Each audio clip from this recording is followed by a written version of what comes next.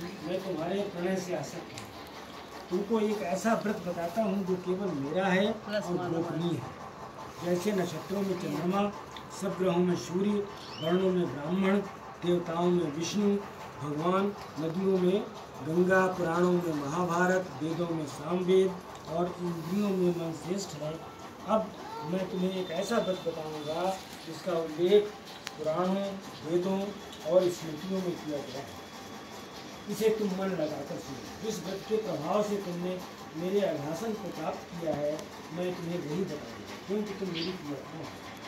शुक्ल पक्ष की तृतीया तिथि को भाद्रपद मास में हस्त नक्षत्र से युक्त उसके अनुष्ठान से नारियों को पाप करने से मुक्ति मिल जाती है।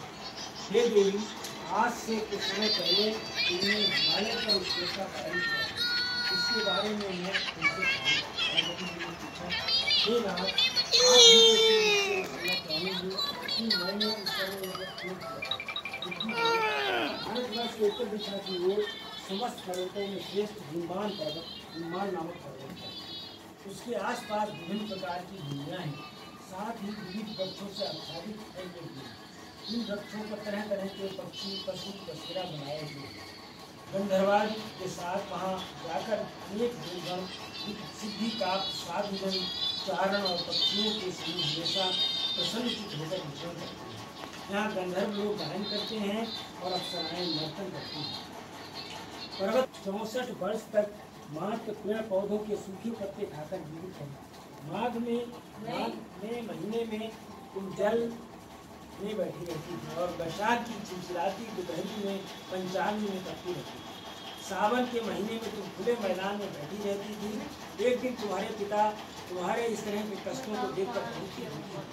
उन्हें बड़ी चिंता हुई कि ऐसे में अपनी कन्या का हाथ किसके हाथ में दूं। तभी नारद जी आए। मुनि पर नारद जी को देखने ही गए थे।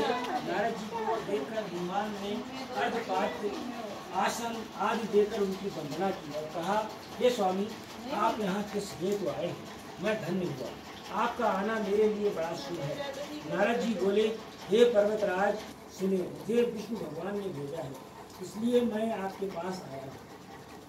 आपका कर्तव्य है कि अपनी कन्या रत्न को किसी योग्य वर के साथ ब्रह्मा, विष्णु और शिव, इन तीनों में से भगवान विष्णु के समान योग्य वर और कोई नहीं हो सकता। अतः मेरी माने तो अपनी कन्या भगवान विष्णु को प्रदान करें।